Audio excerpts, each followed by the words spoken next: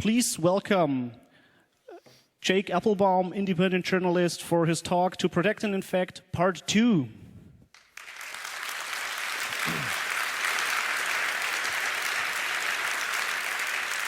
Okay. All right. Thanks so much for coming so early in the morning. Well, maybe not so early in the morning for most of you, apparently, since you were all been up for more than an hour. But I'm going to talk today a little bit about some things that we've heard about at the conference, and I'm going to talk a bit about some things that you have not probably ever heard about in your life and are even worse than your worst nightmares. So recently we heard a little bit about some of the low-end corporate spying that's often billed as being sort of like the hottest, most important stuff. So the Finfisher, the hacking team, the VuPen, and sort of in that order it becomes more sophisticated and more tied in with the National Security Agency. There's some Freedom of Information Act requests that have gone out that actually show VuPen being an NSA contractor writing exploits, that there are some ties there. This sort of covers the sort of the whole gamut, I believe, which is that you can buy these like little pieces of forensics hardware, and just as a sort of fun thing, I bought some of those, and then I looked at how they worked, and I noticed that this mouse jiggler, you plug it in, and the idea is that it like keeps your screen awake. So have any of you seen that at all? It's this piece of forensics hardware so your screensaver doesn't activate. So I showed it to one of the systemd developers, and now when you plug those into a Linux box that runs systemd, they automatically lock the screen when it sees the USB ID. So when people talk about free software, free as in freedom, that's part of what they're talking about. So there's some other things which I'm not going to really talk a lot about it because basically this is all bullshit that doesn't really matter, and we can defeat all of that. This is the individualized things we can defend against. But I want to talk a little bit about how it's not necessarily the case that because they're not the most fantastic, they're not the most sophisticated, that therefore we shouldn't worry about it. This is Rafal. I met him when I was in Oslo, in Norway, for the Oslo Freedom Forum. And basically, he asked me to look at his computer because he said, something seems to be wrong with it. I think that there's something, slowing it down. And I said, well, I'm not going to find anything. I don't have any tools. We're just going to sit at the computer. And I looked, and it has to be the lamest backdoor I've ever found. It was basically a very small program that would just run in a loop and take screenshots. And it failed to upload some of the screenshots. And so there were 8 gigabytes of screenshots in his home directory. And I said, I'm sorry to break it to you, but I think that you've been owned. And by complete idiots. And he was really actually, he felt really violated. And then he told me what he does, which is he's an investigative journalist who works with top secret documents all the time with extreme operational security to protect his sources. But when it came to computing, JSchool failed him. And as a result, he was compromised pretty badly. He was not using a specialized operating system like Tails, which if you're a journalist and you're not using Tails, you should probably be using Tails unless you really know what you're doing.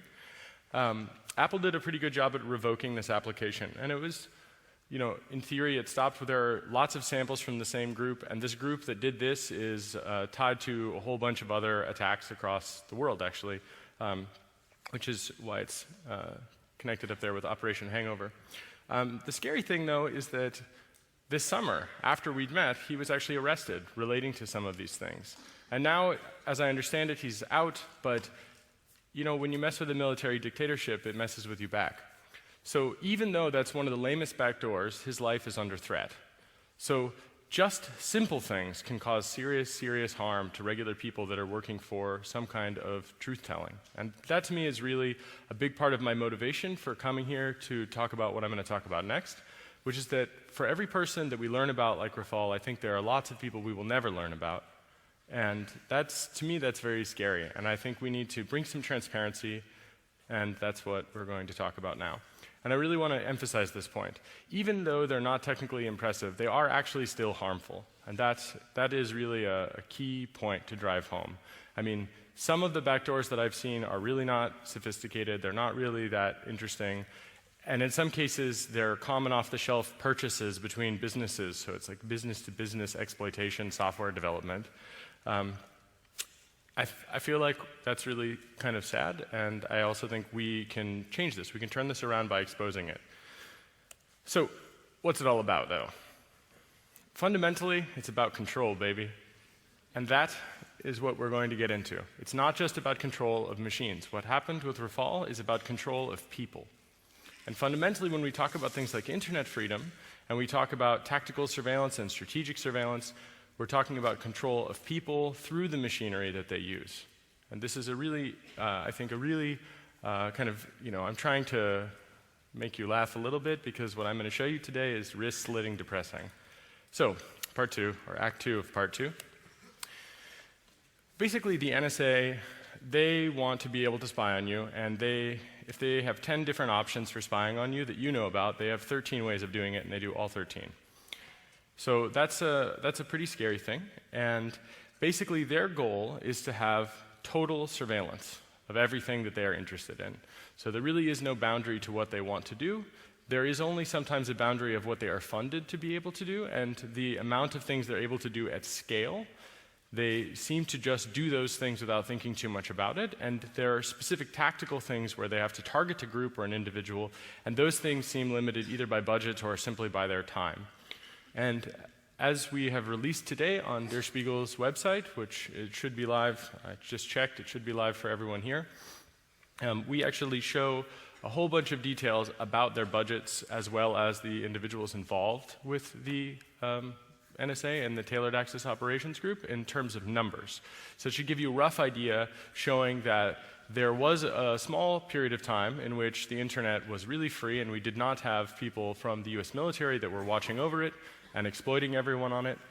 And now we see every year that the number of people who are hired to break into people's computers as part of grand operations, those people are growing day by day, actually. And every year there are more and more people that are allocated, and we see this growth. So that's the goal, non-attribution and total surveillance. And they want to do it completely in the dark. The good news is that they can't. So now I'm going to show you a bit about it. But first, before I show you any pictures, I want to sort of give you the big picture from the top down. So there is a planetary strategic surveillance system, and there are many of them actually. Everything from, I think, off-planetary surveillance gear, which is probably the National Reconnaissance Office, and their satellite systems for surveillance like the keyhole satellites. These are all things, for the most part, we actually know about these things. They're on Wikipedia. But I want to talk a little bit more about the internet side of things because I think that's really fascinating. So part of what we are releasing today with Der Spiegel, or what has actually been released, just to be clear on the timeline, I'm not disclosing it first.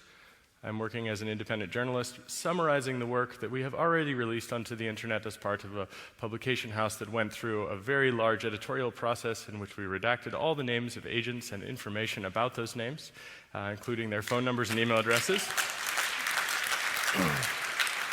And I should say that I actually think that the laws here are wrong because they are in favor of an oppressor who is criminal.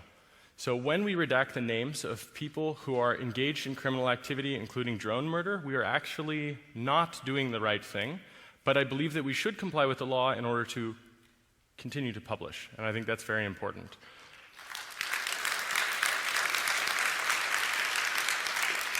We also redacted the names of victims of NSA surveillance because we think that there's a balance. Unfortunately, there is a serious problem, which is that the US government asserts that you don't have standing to prove that you've been surveilled unless we release that kind of information. But we don't want to release that kind of information in case it could be a legitimate target, and I'm really uncomfortable with that term, but let's say that there is a legitimate target, the most legitimate target, and we didn't want to make that decision. But we did also want to make sure that we didn't harm someone, but we also wanted to show concrete examples. So if you look at the Spiegel stuff online, we redacted the names even of those who were victimized by the NSA's oppressive tactics, which I think actually goes further than is necessary, but I believe that it strikes the right balance to ensure continued publication and also to make sure that people are not harmed and that legitimate good things, however rare they may be, they are also not harmed. So if you've been targeted by the NSA and you would have found out today if we had taken a different decision, I'm really sorry. But this is the thing I think that keeps us alive. So this is the choice that I think is the right choice, and I think it's also the safest choice for everyone. So that said, Basically, the NSA has a giant dragnet surveillance system that they call Turmoil. Turmoil is a passive interception system. The passive interception system essentially spans the whole planet. Who here has heard about the Merkel phone incident? Some of you heard about Chancellor Merkel? So we revealed that in Der Spiegel, and what we found was that they tasked her for surveillance. And I'll talk a little bit about that later.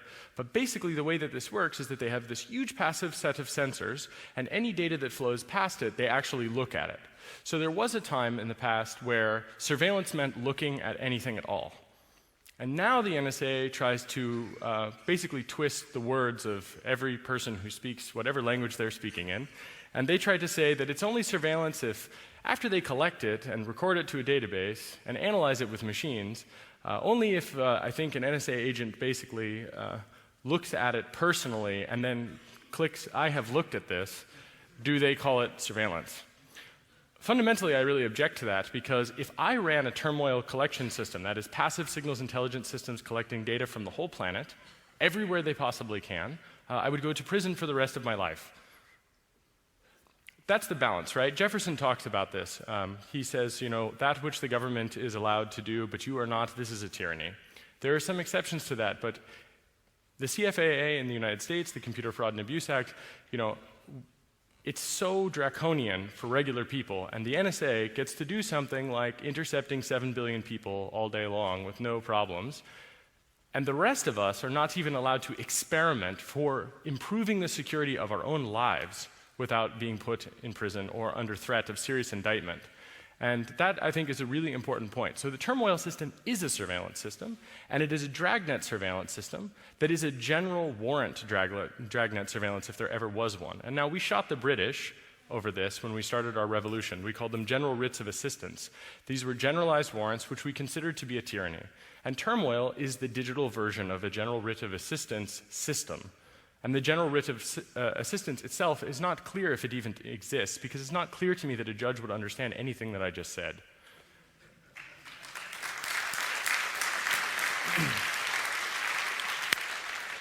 Okay, so now we're going to get scary. So that's just the passive stuff. There exists another system, it's called Turbine, and we revealed about this system in the Spiegel publications today as well. So if Turmoil is deep packet inspection, then Turbine is deep packet injection. And it is the system that, combined together with a thing, with Turmoil and Turbine, you can create a platform which they have consolidated, which they call Qfire. Qfire is essentially a way to programmatically look at things that flow across the internet that they see with Turmoil, and then using Turbine, they're able to actually inject packets to try to do attacks. And I'll describe some of those attacks in detail in a moment. But essentially, the interesting thing about Qfire also is that they have a thing that's called a diode. So if you have, for example, a large number of systems where you control them, you might say, hey, what are you doing on that backbone? Hey, what's going on with these systems? And they could say, well, you know, we paid for access, we're doing this, it's all legal, et cetera. Qfire has this really neat little detail, which is that they compromise other people's routers and then redirect through them so that they can beat the speed of light. And how they do that is that they have a passive sensor that's nearby a thing that they can inject from.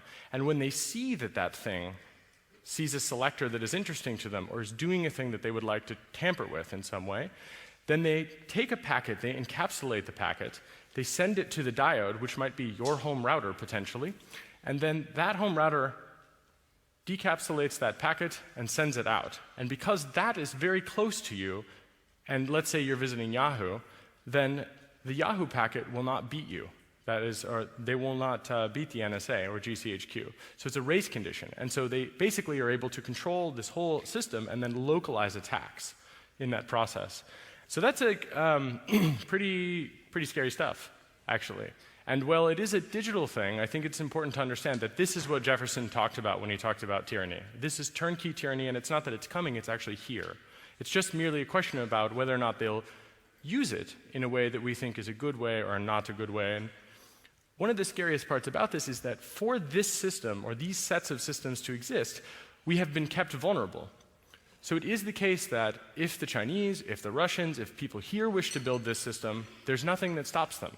And in fact, the NSA has, in a literal sense, retarded the process by which we would secure the internet because it establishes a hegemony of power. their power in secret to do these things. And in fact, I've seen evidence that shows that there are so many compromises taking place between the different Five Eyes signals intelligence groups that they actually have lists that explain, if you see this backdoor on the system, contact the friendly agency. You've just re-compromised a machine of another person. So when we talk about this, we have to consider that this is designed for at-scale exploitation.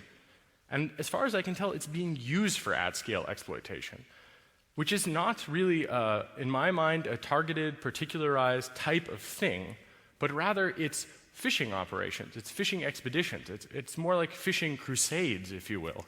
And in some cases, looking at the evidence, that seems to be what it is, targeting Muslims, I might add, because that's what they're interested in doing.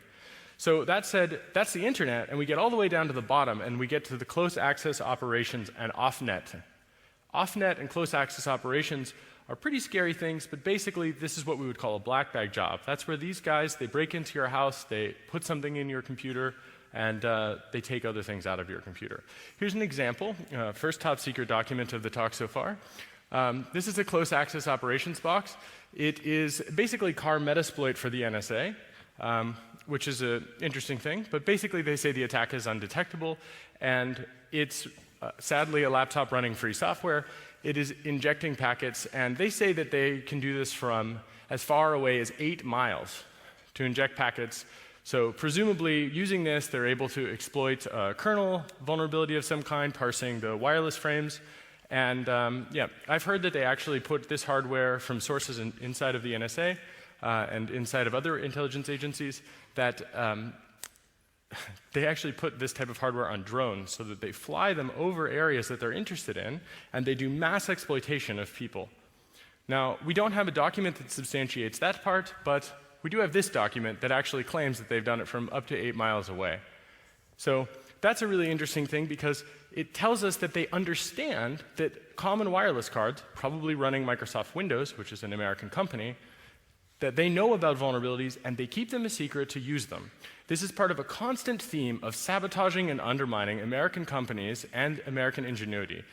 As an American, well, generally not a nationalist, I find this disgusting, especially as someone who writes free software and would like my tax dollars to be spent on improving these things. And when they know about them, I don't want them to keep them a secret, because all of us are vulnerable. It's a really scary thing.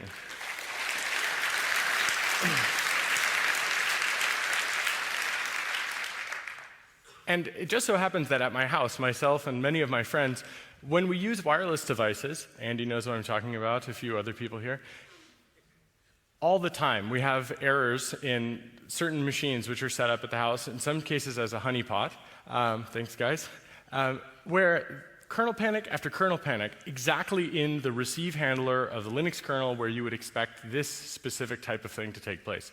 So I think that if we talk about the war coming home, we probably will find that this is not just used in places where there's a literal war on, but where they decide that it would be useful, including just parking outside your house. Now, I only have an hour today, so I'm going to have to go through some other stuff pretty quickly. I want to make a couple points clear. This wasn't clear. Even though it was written in the New York Times by my dear friend Laura Poitras, who is totally fantastic, by the way, and you are great. But 15 years of data retention. So the NSA has 15 years of data retention. It's a really important point to drive home. I joked with Laura when she wrote the New York Times article with James Risen, she should do the math for other people and say 15 years. She said they can do the math on their own. I believe in them. I just want to do the math for you. 15 years. That's scary. I don't ever remember voting on that. I don't ever remember even having a public debate about it. And that includes content as well as metadata. So they use this metadata. They search through this metadata retroactively. They do what's called tasking. That is, they find a set of selectors. So that's a set of unique identifiers, email addresses, cookies, MAC addresses, IMEIs, whatever is useful, voice prints potentially, depending on the system. And then they basically task those selectors for specific activities. So that ties together with some of the attacks, which I'll talk about. But essentially, quantum insertion and things that are like quantum insertion, they're triggered as part of the turmoil and turbine system and the Q-fire system, and they're all put together so that they can automate attacking people based on the plain text traffic that transits the internet or based on the source or destination IP addresses. This is a second top secret document. This is an actual NSA lolcat for the quantum theory program.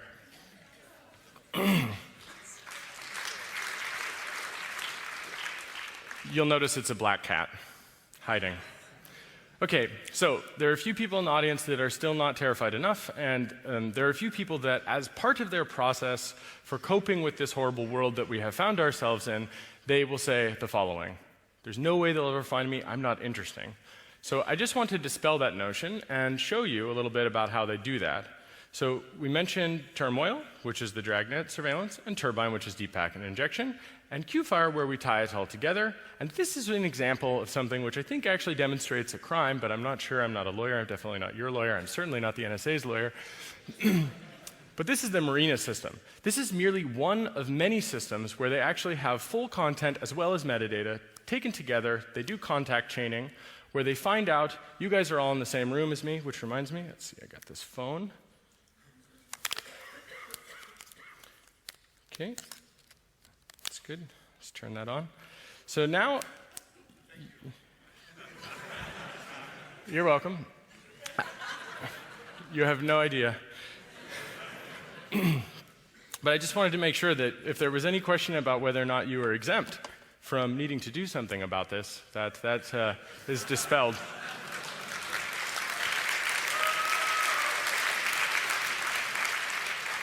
Okay, cell phone's on. Great. So, hey guys.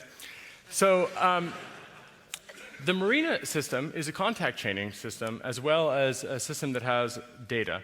And in this case, what we see is, in fact, reverse contacts and forward contact graphing. So, any lawyers in the audience? If there are American citizens in this database, is reverse targeting like this illegal? Generally? Is it possible that that could be considered illegal?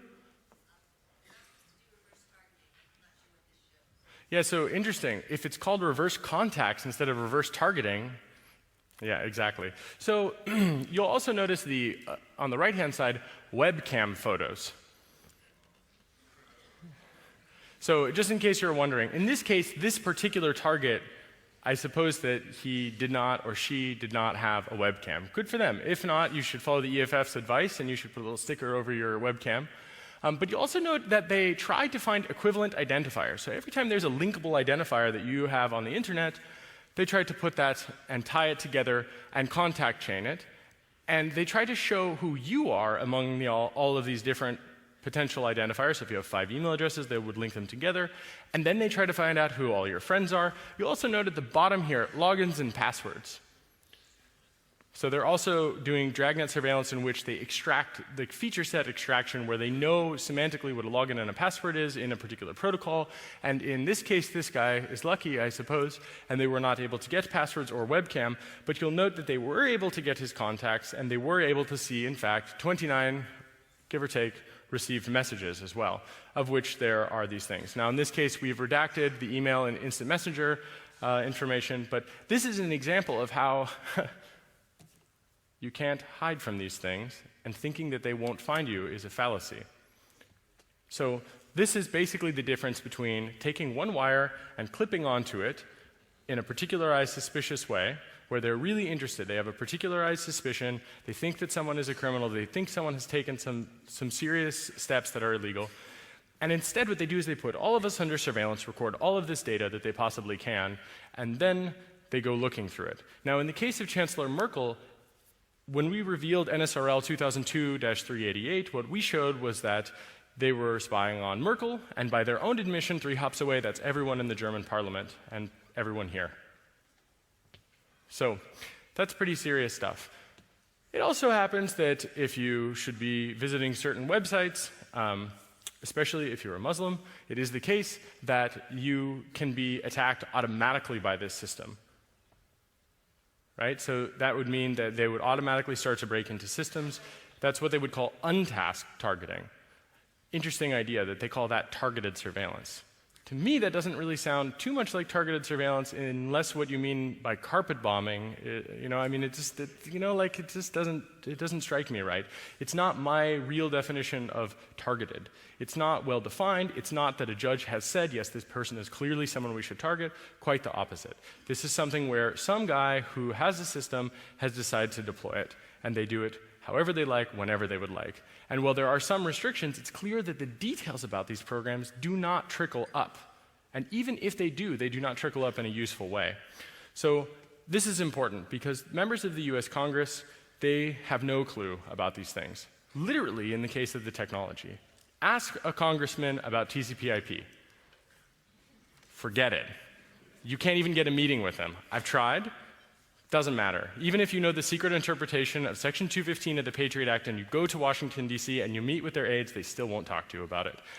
Part of that is because they don't have a clue, and another part of it is because they can't talk about it because they don't have a political solution.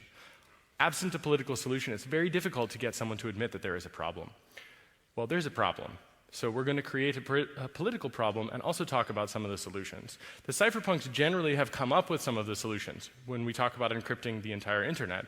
That would end dragnet mass surveillance in a sense, but it will come back in a different sense, even with encryption. We need both the marriage of a technical solution and we need a political solution to go with it. And if we don't have those two things, we will unfortunately be stuck here.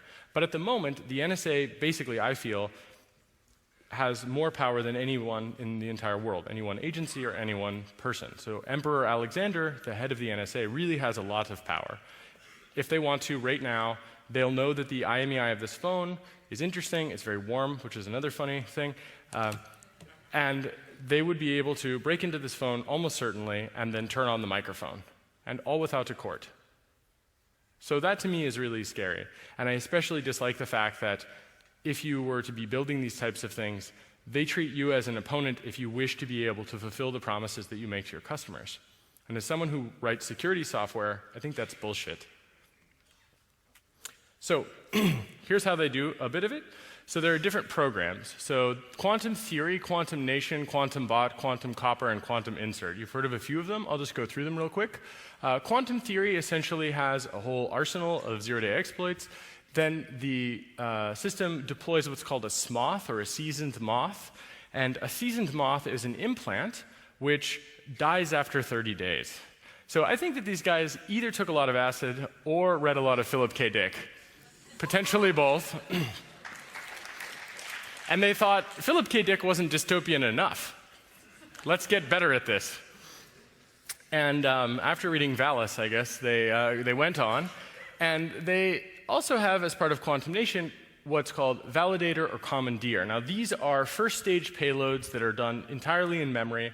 These exploits essentially are where they look around to see if you have what are called PSPs. And this is to say, like, you know, if you have tripwire, if you have AID, if you have some sort of system tool that will detect that an attacker is tampering with files or something like this, like a host intrusion detection system. So validator and commandeer, which, I mean, clearly the point of commandeer, well, it's misspelled here. It's not actually, I mean, that's the name of the program, but the point is to make a pun on commandeering your machine. So, you know, when I think about the US Constitution in particular, we talk about not allowing the quartering of soldiers. Gosh, you know, commandeering my computer sounds a lot like a digital version of that. And I find that's a little bit confusing, mostly in that I don't understand how they get away with it. But part of it is because until right now, we didn't know about it in public, which is why we're releasing this in the public interest so that we can have a better debate about whether or not that counts, in fact, as a part of this type of what I would consider to be tyranny, or perhaps you think it is a measured and reasonable thing. I somehow doubt that. But in any case, Quantum Bot is where they hijack IRC bots, because why not? They thought they would like to do that. And an interesting point is that they could, in theory, stop a lot of these botnet attacks. And they have decided to maintain that capability, but they're not yet doing it, except when they feel like doing it for experiments or when they do it to potentially use them. It's not clear exactly how they use them. But the mere fact of the matter is that that suggests they're even, in fact, able to do these types of attacks. They've tested these types of attacks against botnets, and that's the program you should FOIA for. We've released a little bit of detail about that today as well. And quantum copper to me is really scary. It's essentially a thing that can interfere with TCP/IP, and it can do things like corrupt file downloads. So if you imagine the Great Firewall of China, so-called, that's for the whole planet. So if the NSA wanted to, tomorrow they could kill every anonymity system that exists by just forcing everyone who connects to an anonymity system to reset, just the same way that the Chinese do right now in China with the Great Firewall of China. So that's like the NSA built the equivalent of the Great Firewall of Earth. That's, to me, that's a really scary, heavy-handed thing. And I'm sure they only use it for good. But yeah, back here in reality, that to me is a really scary thing, especially because one of the ways that they are able to have this capability, as I mentioned, is these diodes. So what that suggests is that they actually repurpose other people's machines in order to reposition and to gain a capability inside of an area where they actually have no legitimacy inside of that area. That, to me, suggests it is not only heavy-handed, that they have probably some tools to do that. You see where I'm going with this? Well, quantum insertion, this is also an important point because this is what was used against Belgacom. This is what's used by a whole number of, unfortunately, players in the game, where basically what they do is they inject a packet. So you have a TCP connection, Alice wants to talk to Bob, and for some reason Alice and Bob have not heard about TLS. Alice sends an HTTP request to Bob. Bob is Yahoo, NSA loves Yahoo. And basically they inject a packet which will get to Alice before Yahoo is able to respond, right? And the thing is that if that was a TLS connection, the man-on-the-side attack would not succeed.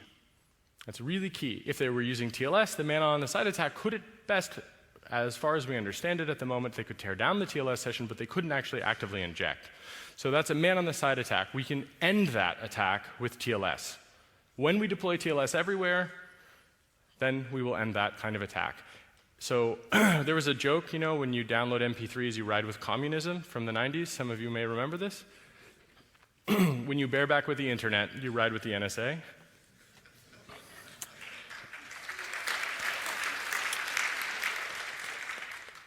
Or you're getting a ride, going for a ride. So the TAO infrastructure, tailored access and operations. Some of the Fox ACID URLs are public. Fox ACID is essentially like a watering hole type of attack where you go to a URL, quantum insert puts like an iframe or puts some code on your, in your web browser, which you then execute, which then causes you to load resources. One of the resources that you'll load, where you're loading CNN.com, for example, which is one of their examples, you like that, by the way? So, you know, that's an extremist site. So, you might have heard about that. It's a lot of Republicans in the United States read it. So, right before they wage illegal imperialist wars. So the point is that you go to a Fox ACID server, and it basically does a survey of your box and decides if it can break into it or not, and then it does. Yep, that's basically it. And the Fox ACID URLs, a few of them are public. Some of the details about that have been made public about how the structure of the URLs are laid out and so on. An important detail is that they pretend that they're Apache, but they actually do a really bad job. So they're like hacking team. Maybe it's the same guys. I doubt it, though. The NSA wouldn't slum with scumbags like that. But basically, you can tell. You can find them because they aren't really Apache servers. They pretend to be something else.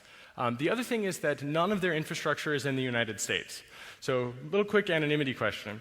You have a set of things, and you know that a particular attacker never comes from one place.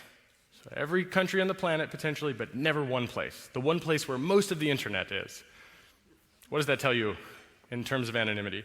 It tells you usually that they're hiding something about that one place.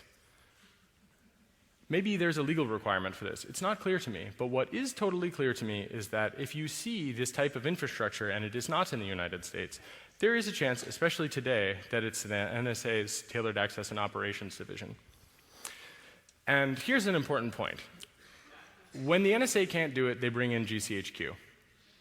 So for example, for targeting certain Gmail selectors, they can't do it. And in the documents we released today, we show that they say, if you have a partner agreement form and you need to target, there are some additional selectors that become available should you need them.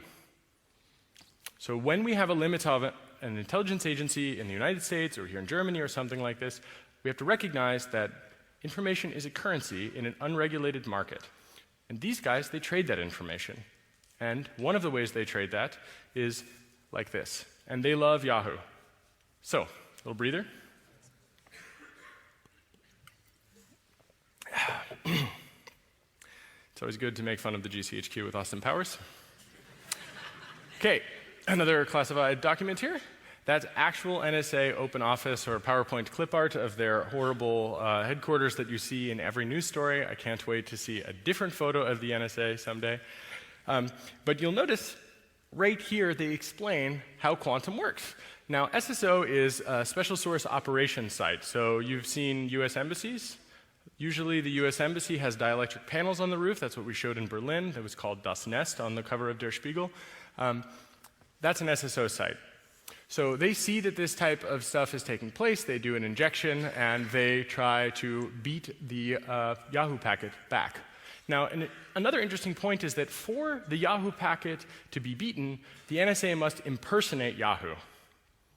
This is a really important detail because what it tells us is that they are essentially conscripting Yahoo and saying that they are Yahoo. So they are impersonating a US company to a US company user, and they are not actually supposed to be in this conversation at all. And when they do it, then they, of course, basically, if you're using Yahoo, you're definitely going to get owned. So, and I don't just mean that in that Yahoo is vulnerable, they are, but I mean people that use Yahoo tend to, maybe it's a bad generalization, but you know, they're not the most security conscious people on the planet. They don't keep their computers up to date, I'm guessing, and that's probably why they love Yahoo so much.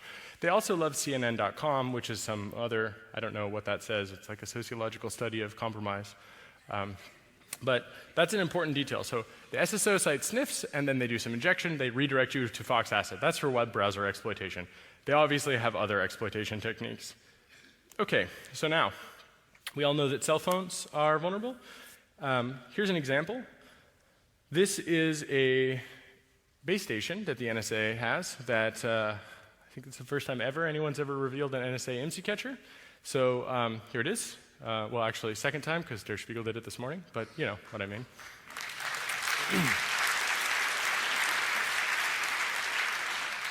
So they call it find, fix, and finish targeted handset users.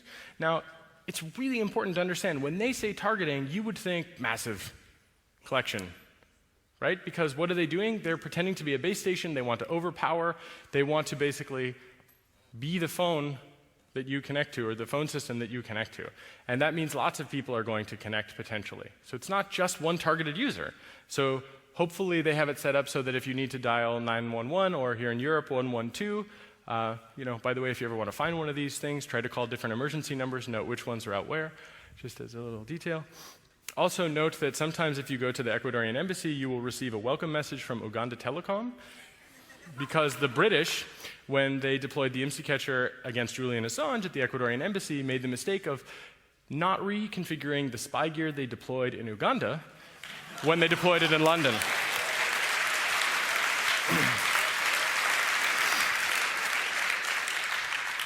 And this can be yours for only $175,800 US.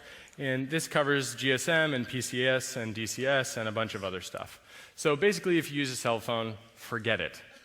It doesn't matter what you're doing. The exception may be cryptophone and redphone. In fact, I'd like to just give a shout out to the people who work on free software and software which is actually secure. Like Moxie Marlinspike, I'm so sorry I mentioned your name in my talk, but don't worry, your silence won't protect you.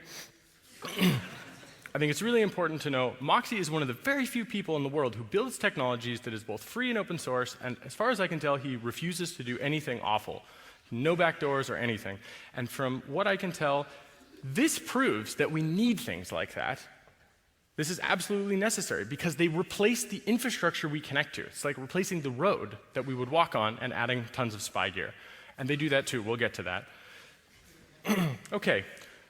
So I'm going to go a little quick through these because I think it's better that you go online and you ingest it, and I want to have a little bit of time for questions. But basically, here's an example of how, even if you disable a thing, the thing is not really disabled. So if you have a Wi-Fi card in your computer, the Somber Knave program, which is another classified document here, they basically repurpose your Wi-Fi gear. They say, you're not using that Wi-Fi card? We're going to scan for Wi-Fi nearby, we're going to exfiltrate data by finding an open Wi-Fi network, and we're going to jump on it. So they're actually using other people's wireless networks in addition to having this stuff in your computer. And this is one of the ways they beat a so-called air-gapped target computer. Okay, so here are some of the software implants. Now, we're going to name a bunch of companies because fuck those guys, basically, for collaborating when they do, and fuck them for leaving us vulnerable when they do.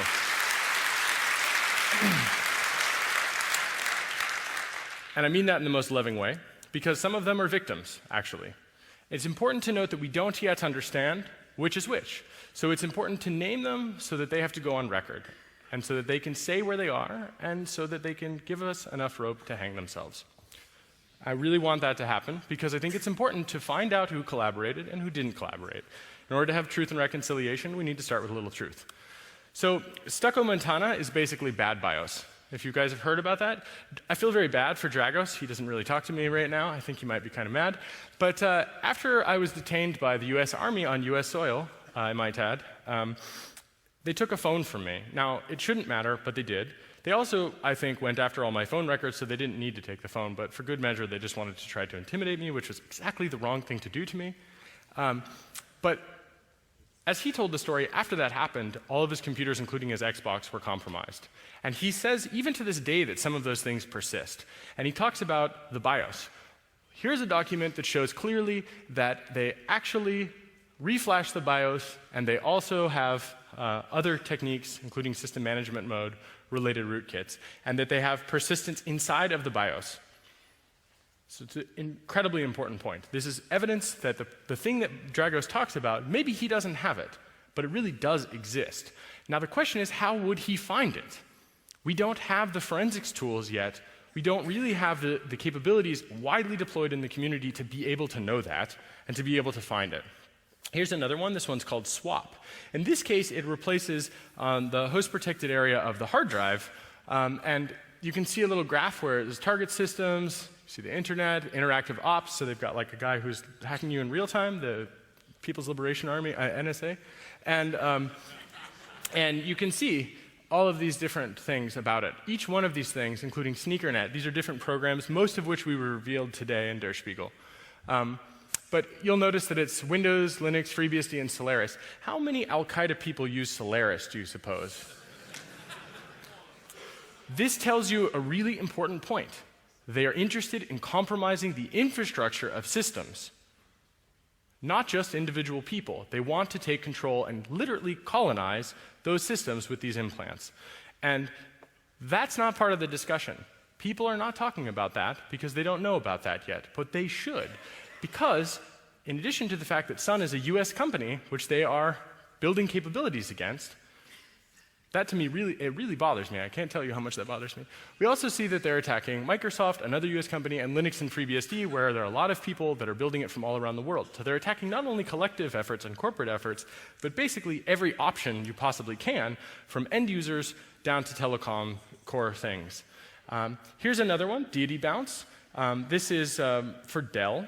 So Dell PowerEdge 1850, 2850, 1950, 2950 RAID servers using any of the following BIOS versions. Right? So just in case you're wondering, hey Dell, why is that? Curious about that. Love to hear your statements about it. So if you write Yara SIGs and you're interested in looking for NSA malware, look for things that use RC6. So look for the constants that you might find in RC6. And when they run, if they emit UDP traffic, we've actually seen a sample of this, but we were not able to capture it, sadly. But emitting UDP traffic that is encrypted. You know, people that I've worked with on things related to this, they've had their house black-bagged. They've had pretty bad stuff happen to them. That's their story to tell. But one of the interesting details is that after those events occurred, these types of things were seen. Man, that was a really bad idea for those guys, I might add, because I wouldn't have put the slide in if that had not occurred. But if you want to look for it, you'll find it. I know some people that have looked with Yara SIGs, and they have in fact found things related to this. So I suspect a lot of malware researchers in the near future are going to have a lot of stuff to say about this particular slide. I'll leave that to them. I think it's very important to go looking for these things, especially to find out who is victimized by them. Here's an iPhone backdoor. So dropout Jeep So you can see right there. So SMS, contact list retrieval, voicemail, hot microphone, camera capture, cell tower location. Cool. Do you think Apple helped them with that? I don't know. I hope Apple will clarify that. I think it's really important that Apple doesn't. Here's a problem. I don't really believe that Apple didn't help them. I can't prove it yet, but they literally claim that anytime they target an iOS device, that it will succeed for implantation. Either they have a huge collection of exploits that work against Apple products, meaning that they are hoarding information about critical systems that American companies produce and sabotaging them, or Apple sabotaged it themselves. Not sure which one it is. I'd like to believe that since Apple didn't join the PRISM program until after Steve Jobs died, that maybe it's just that they write shitty software. We know that's true.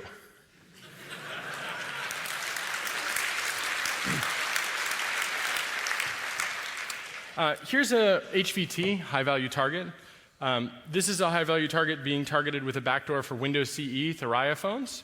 So if you have a Thuraya phone and you were wondering if it was secure, yeah, maybe. Good luck. Here's one where they replaced the hard drive firmware. There was a talk at OHM this year where a guy talked about replacing hard drive firmware. You were onto something. You were really onto something. Whoever you are, you were onto something. Because the NSA has a program here, irate monk, and that's exactly what they do. They replace the firmware in the hard drive, so it doesn't matter if you reformat the hard drive, you're done. The firmware itself can do a whole bunch of stuff. So, here are the names of the hard drive companies where it works: Western Digital, Seagate, Maxtor, and Samsung. And of course, they support FAT, NTFS, ext3, and UFS. They probably now have support for additional file systems, but this is what we can prove. Please note at the bottom left and the bottom right, status: released and deployed, ready for immediate delivery, and unit cost, $0. It's free. Yeah, you can't get it. It's not free as in free software. It's free as in you're owned.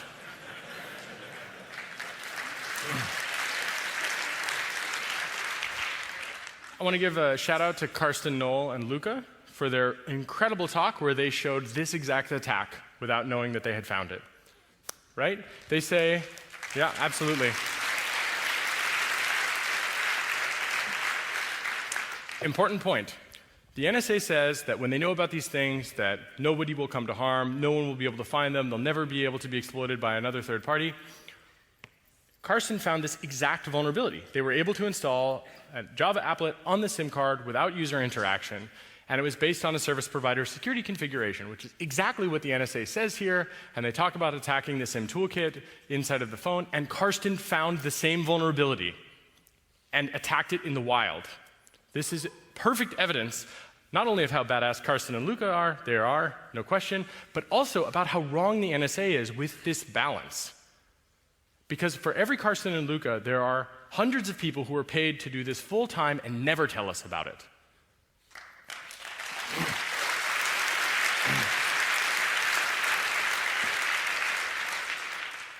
Important detail. Do you see that interdiction phrase right there? Through remote access, in other words, we broke into your computer, or interdiction, in other words, we stole your fucking mail. Now, this is a really important point. We all have heard about these paranoid, crazy people talking about people breaking into their houses. That's happened to me a number of times. Motherfuckers, getting you back. It's really important to understand this process is one that threatens all of us. The sanctity of the postal system has been violated. I mean, God, it makes me so angry, you know? You can't even send a letter without being spied on, but even worse, that they tamper with it. It's not enough that the US Postal Service records all of this information and keeps it. That's not enough. They also have to tamper with the packages. So every time you buy from Amazon, for example, every time you buy anything on the internet, there is the possibility that they will actually take your package and change it. One of the ways that I've heard that they change it is that they will actually take the case of your computer and they will injection mold a hardware backdoor into the case of the computer. So that even if you were to look at the motherboard or have it serviced, you would not see this. It nearly just needs to be in the proximity of the motherboard. So let's talk about hardware implants that they would put into your devices. Here's one. This is called Bulldozer. It's a PCI bus hardware implant. pretty scary. Doesn't look so great, but let's go on a little bit. Okay, here's one where they actually exploit the BIOS and system management mode. There's the graph. It shows all of these various different interconnections, which is important. Then they talk about the long-range comms, Inmarsat, VSAT, NSA means, and future capabilities. I think NSA means exists. Future capabilities seem self-explanatory. This hardware implant provides two-way RF communication. Interesting. So you disable all the wireless cards, whatever you need, there you go. They just added a new one in there, and you don't even know. Your system has no clue about it. Here's a hardware backdoor which uses the I2C interface because no one in the history of time other than the NSA probably has ever used it. That's good to know that finally someone uses I2C for something. Okay, other than fan control. But look at that. It's another American company that they are sabotaging. They understand that HP's servers are vulnerable, and they decided, instead of explaining that this is a problem, they exploit it. And Iron Chef, through interdiction, is one of the ways that they will do that. So I want to really harp on this. Now, it's not that I think European companies are worth less. I suspect, especially after this talk, that won't be true in a literal stock sense, but I don't know. I think it's really important to understand that they are sabotaging American companies because of the so-called home field advantage. The problem is that as an American who writes software, who wants to build hardware devices, this really chills my expression, and it also gives me a problem, which is that people say, why would I use what you're doing? You know, what about the NSA? Man, that really bothers me. I don't deserve the Huawei taint, and the NSA gives it. And President Obama's own advisory board that was convened to understand the scope of these things has even agreed with me about this point, that this should not be taking place, that hoarding of zero-day exploits cannot simply happen without thought processes that are reasonable and rational and have an economic and social valuing where we really think about the broad-scale impact. Now, we're going to go on to a little bit more. Here's where they attack SIM cards. This is Monkey Calendar. So it's actually the flowchart of how this would work. So in other words, they told you all of the ways in which you should be certainly looking at this. So if you ever see your handset emitting encrypted SMS that isn't text secure, you now have a pretty good idea that it might be this. Here's another example. If you have a computer in front of you, I highly encourage you to buy the Samsung SGH-X480C. That's the preferred phone of the NSA for attacking another person's phone. Not exactly sure why, but an important point is they add the backdoor, then they send an SMS from a regular phone. What does that tell you? What does that tell you about the exploitation process? It tells you that it's actually something which is pretty straightforward, pretty easy to do, doesn't require specialized access to the telecoms once they've got your phone compromised. That to me suggests that other people might find it, other people might use these techniques. Okay, here's a USB hardware implant called Cottonmouth. We released this in Spiegel today as well. See the little red parts? It will provide a wireless bridge onto the target network with the ability to load exploit software. Here's a little bit of extra details about that. It actually shows the graph at the bottom, how they do this, how they get around, how they beat the air gap of these things. And they talk a bit about being Genie compliant. So Genie and the rest of these programs, these are like Dropout Jeep is part of the Chimney Pool programs, and Cottonmouth is part of the rest of these programs over here. These are huge programs where they're trying to beat a whole bunch of different adversaries, and different capabilities are required. And this is one of the, probably, I think, more interesting ones, but here's the next revision of it where it's in a USB plug, not actually in the cable. And look, 50 units for $200,000 US. It's really cheap. You like my editorializing there, I hope. So $200,000, okay. And here's where you look for it. If you happen to have an X-ray machine, look for an extra chip. And that's a Howler Monkey radio frequency transmitter. Well, what's a Howler Monkey? We'll talk about that in a second, but basically, this is for Ethernet. Here, this is the Firewalk. It can actually do injection bidirectionally on the Ethernet controller into the network that it's sitting on.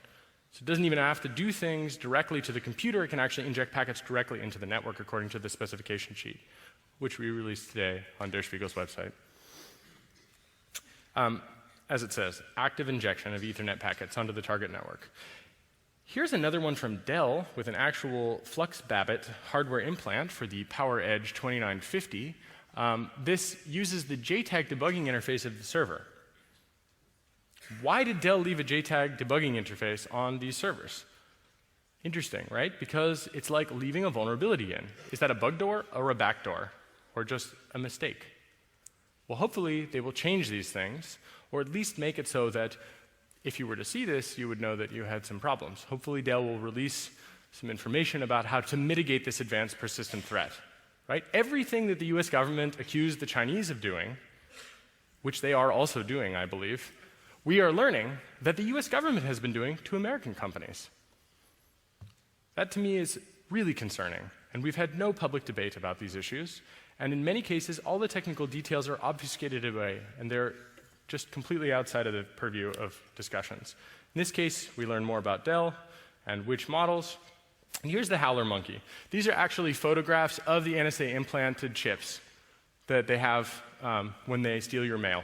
So after they steal your mail, they put a chip like this into your computer. So the one, the Firewalk one is the Ethernet one, and that's an important one. You probably will notice that these look pretty simple, common off-the-shelf parts. So, whew. All right. Who here is surprised by any of this? I'm really, really, really glad to see that you're not all cynical fuckers. And that someone here would admit that they were surprised. Okay, who here is not surprised? I'm gonna blow your fucking mind. Okay, we all know about Tempest, right? Where the NSA pulls data out of your computer, you radiate stuff, and they grab it, right? Everybody who raised their hand and said they're not surprised, you already knew about Tempest, right? Right? Okay. Well, what if I told you that the NSA had a specialized technology for beaming energy into you and to the computer systems around you? Would you believe that that was real, or would that be paranoid speculation of a crazy person? Anybody? You cynical guys holding up your hands saying that you're not surprised by anything? Raise your hand if you would be unsurprised by that. Good. It's not the same number. It's significantly lower. It's one person. Great. Here's what they do with those types of things. That exists, by the way. Makes you, when I told Julian Assange about this, he said it right. He said, I bet the people who are around Hugo Chavez are going to wonder what caused his cancer. And I said, I hadn't considered that. But I haven't found any data about human safety about these tools. Has the NSA performed tests where they actually show that radiating people with 1 kilowatt of RF energy at short range is safe? My God. No, you guys think I'm joking, right? Well, yeah, here it is. This is a continuous wave generator. A continuous wave radar unit. You can detect its use because it's used between 1 and 2 gigahertz, and its bandwidth is up to 45 megahertz. User adjustable, 2 watts, using an internal amplifier. External amplifier makes it possible to go up to 1 kilowatt. I'm just going to let you take that in for a moment. Who's crazy now?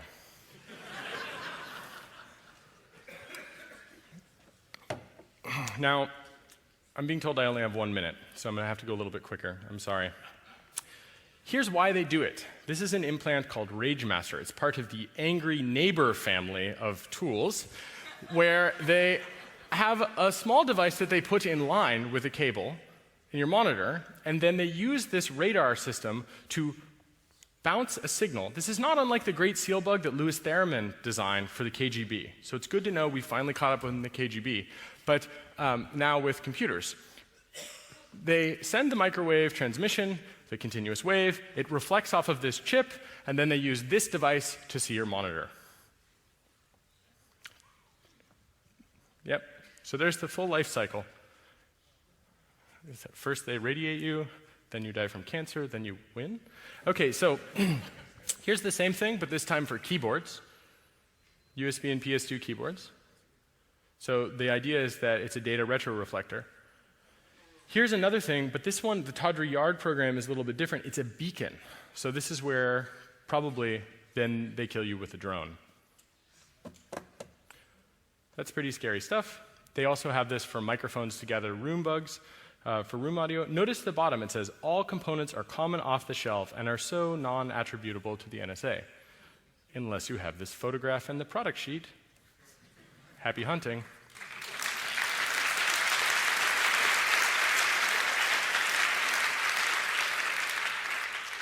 Just to give you another idea, this is a device they use to be able to actively hunt people down. This is a hunting device, right? Handheld finishing tool used for geolocation, targeting handsets in the field. So, who was not surprised by this? I'm so glad to have finally reached a point where no one raised their hand except that one guy who I think misheard me. Or you're brilliant, and please stay in our community and work on open research. Yeah, and if you work for the NSA, I'd just like to encourage you to leak more documents.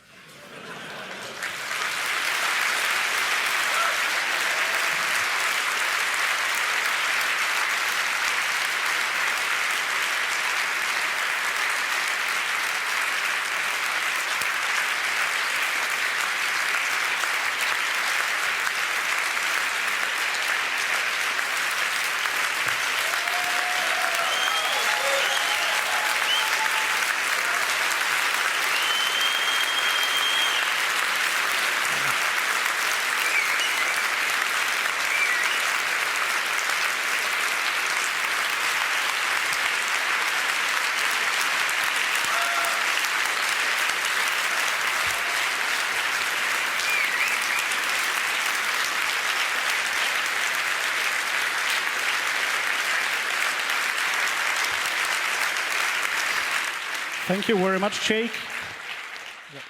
Thank you. I'm afraid we ran all out of time for the Q&A. I'm very sorry for everyone who wanted to ask questions. But we do have a press conference. Well, if you guys, I say occupy the room for another 5 minutes, or know that there's a press conference room that will be opened up where we can all ask as many questions as we want in 30 minutes if you're interested. And I'll basically be available until I'm assassinated to answer questions. So,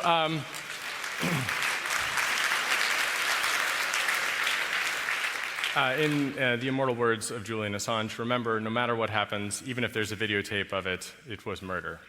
Thank you. Thank you. Please give a warm round of applause to Jacob.